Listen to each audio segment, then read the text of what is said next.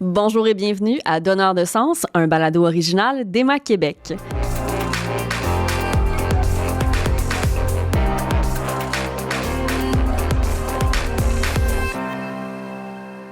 Mon nom est Camille Lemay et j'ai le plaisir d'animer cet épisode avec mon collègue Henriot Grubissa. Bonjour Camille. Bonjour Henriot. Aujourd'hui, on va vous parler de dons de sang. Et on va pas juste parler de dons de sang, on va aussi répondre aux questions les plus fréquemment posées. Pour ce faire, on a en studio avec nous l'experte du don de sang, Jessica Deschênes. Jessica, bonjour. Bonjour à vous deux. Salut Jessica, tu es directrice adjointe aux affaires médicales à Emma Québec et tu es aussi infirmière de formation. Exact. Tu es le double parcours parfait pour nous aider à répondre aux questions du public. Écoutez, ce qu'on sait d'Emma Québec, on sait quand même beaucoup de choses par rapport aux dons de sang. La plupart des gens associent Emma Québec aux dons de sang, mais est-ce qu'on sait à quel point on a besoin de beaucoup de dons dans une année et même par jour pour répondre aux besoins de la population? On s'est posé la question, puis on est allé la poser à des étudiants dans un collège montréalais. On a préparé un petit vox pop pour vous. Allons voir ce que ça donne. D'après vous, combien de dons de sang est-ce qu'Emma Québec doit collecter chaque jour? Doit ramasser? Chaque jour? Oh mon Dieu! Je vais dire 5 000. Ouais, je dirais peut-être 3 000. Je dirais 1000 dons par jour. 50, 55? 500. Peut-être 500, genre. 500? Non, plus Ouais. que ça. On sait jamais. On sait 5 jamais. 000. 5 000. 50 000? 26 000. Une trentaine. Une bonne dizaine de dons, voire même peut-être centaines. Je dirais cinquantaine de dons par jour. Jessica, est-ce que tu es en mesure de nous éclairer là-dessus? Combien de dons de sang est-ce qu'Emma Québec doit collecter chaque jour? Mais plusieurs personnes n'étaient pas loin de la vraie réponse. La vraie réponse, c'est 1000 dons de sang par jour dont Emma Québec a besoin. C'est assez frappant. Exactement. Oui, on a besoin de beaucoup de donneurs généreux pour subvenir aux besoins des malades dans les hôpitaux. Puis quand on fait un don de sang, c'est quoi la quantité de sang qu'on donne? On dirait que c'est abstrait. On se dit, je vais faire un don de sang. D'ailleurs, on a aussi posé la question à des gens dans l'entourage. Ça variait énormément, les réponses, là.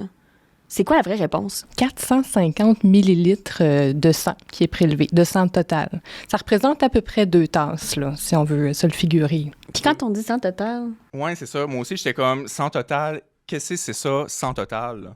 Le sang total, c'est le sang entier qu'on va prélever pendant un don de sang par gravité. Je précisais don de sang total parce qu'il existe d'autres types de dons qu'on peut faire à Emma Québec via une machine qu'on appelle une machine d'aphérèse, un appareil d'aphérèse qui peut aller séparer les composants du sang puis aller chercher juste une partie du plasma ou des plaquettes, par exemple. Donc, avec justement 2 tasses qu'on parle, c'est vraiment tout. On prend les globules rouges, tout ce qu'il y a, puis on va faire un don avec ça. Exactement. Puis le volume, mettons, d'une personne, peut-être que je suis visuelle, là, quand on parle de prendre 450 millilitres, 2 tasses, combien de sang est-ce que j'ai dans mon corps? Ça dépend du gabarit de la personne. Ça varie en moyenne entre 4 et 7 litres de sang total, de volume sanguin total là, dans le corps d'un humain. OK, fait qu'on prend une petite portion. C'est ça, de ce 7 litres-là, on prend seulement 2 tasses.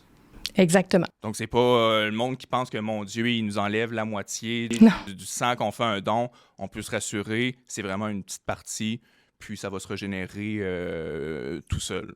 Exactement. En fait, on ne peut prélever qu'un maximum de 15 du volume sanguin total du corps humain. En l'occurrence, maximum 450 millilitres de sang. C'est pour ça qu'il y a un poids minimal, justement, pour pouvoir donner. On a posé cette question-là, justement. J'ai devancé. Le poids minimal, c'est quoi? C'est 50 kilos? Exact, 50 kilos. Parce que l'équipement dont on dispose en ce moment, nos dispositifs de prélèvement, doivent prélever 450 millilitres, là, précisément, avec plus ou moins quelques millilitres, là, évidemment. Mais on ne peut pas diminuer la quantité de sang à prélever en fonction du dispositif utilisé. Donc, 50 kilos, ça fait combien en livres? 110 livres? 110 livres, donc... C'est un estimé. Ça, c'est le poids minimum pour faire un don de sang. Il faut avoir le 110 livres. Exactement. Puis, est-ce que, mettons, quelqu'un qui pèse 220 livres pourrait faire 2 fois un don de sang dans une même journée? Non, ça marche pas comme ça, en fait.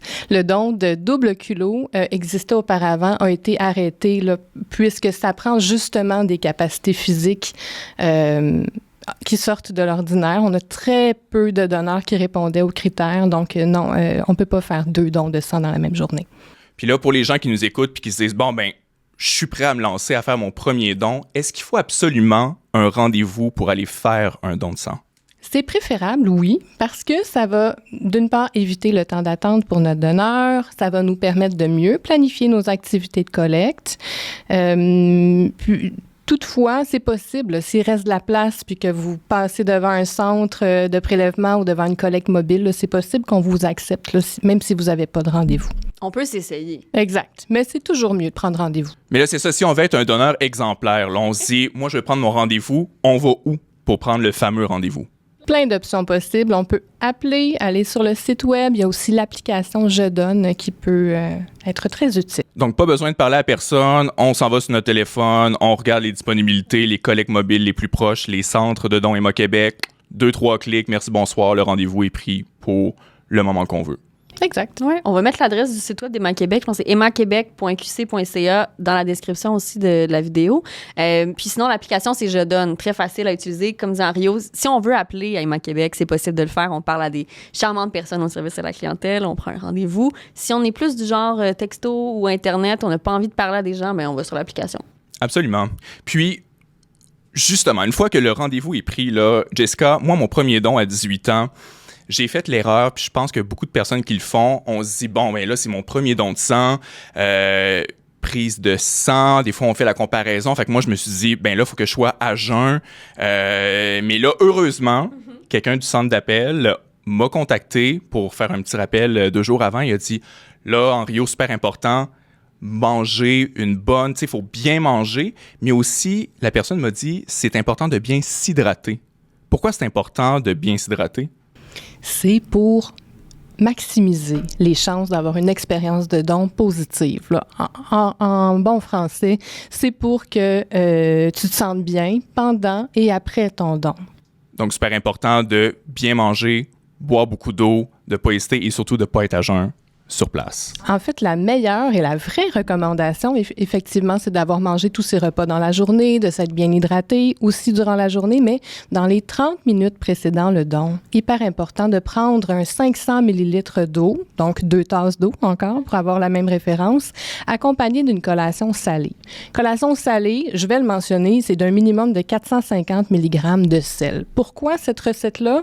Parce qu'elle a été étudiée dans des articles scientifiques, puis ça démontre vraiment que ça diminue le risque d'avoir un événement indésirable pendant le don. Bon, événement indésirable, là, ça demeure très rare et très léger. Donc, on veut éviter d'avoir des nausées, étourdissements, donc une petite sensation de malaise comme ça. Puis, ça l'aide aussi à se sentir mieux après le don, donc à être moins fatigué. OK, fait que c'est l'occasion parfaite pour s'ouvrir un petit sac de pretzel ou n'importe quelle collation salée qu'on peut avoir sous la main ou dont on a envie, là. À 8 heures du matin même. Ah, un ramen déjeuner, c'est parfait. Merveilleux. Moi, si tu me dis que je peux manger ça tous les matins, je suis une fille heureuse. Ah, mais c'est bon, c'est bon. Fait qu'on dit donc qu'on s'alimente bien, on boit beaucoup d'eau avant, après aussi, je pense. Absolument. L'hydratation continue dans les heures suivant le don. Il faut éviter aussi les boissons alcoolisées parce que ça a tendance à déshydrater. Donc, on favorise l'eau, le jus. Puis là, une fois qu'on a fait notre don, donc le don de sang s'est super bien passé, j'ai le goût de reprendre rendez-vous. Moi étant un homme, Camille étant une femme, c'est quoi le délai qu'on va pouvoir revenir faire un don? Pour les personnes qui sont identifiées sur leur pièce d'identité là, comme étant hommes, l'intervalle se trouve à 56 jours.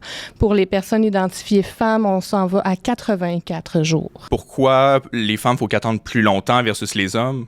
Cet intervalle-là repose sur, attention, mot scientifique, la perte en hématie, c'est-à-dire la perte en globules rouges. Donc, les globules rouges qu'on perd dans le cadre d'un don.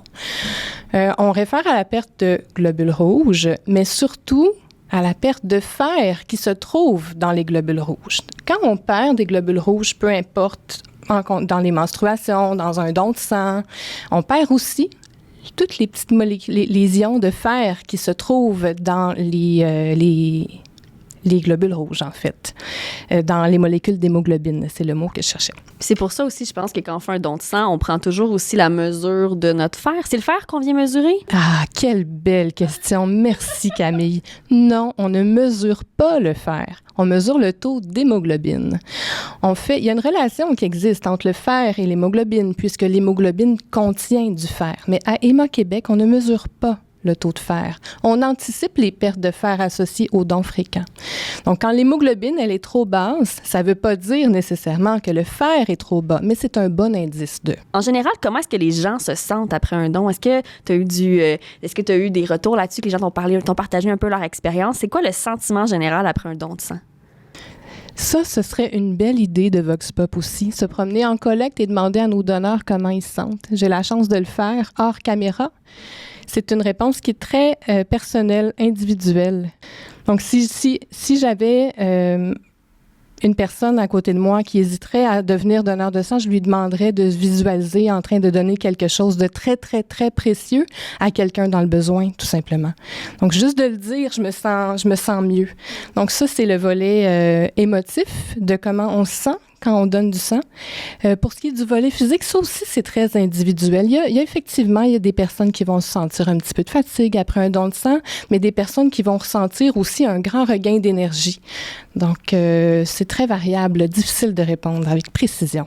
Merci, Jessica, d'avoir été avec nous aujourd'hui pour répondre à toutes nos questions. Jessica Desseins, je le répète, tu es directrice adjointe aux affaires médicales à Héma-Québec et infirmière de formation. On ne l'oublie jamais. Ça a répondu vraiment à tout. Franchement, on a un bel épisode, puis j'espère avoir donné envie à tout le monde qui nous écoute d'aller faire un don de sang. Absolument. Et s'il y a des gens qui ont encore d'autres questions, n'hésitez pas. On peut toujours refaire venir notre chère Jessica pour répondre à vos questions. Avec plaisir. Merci.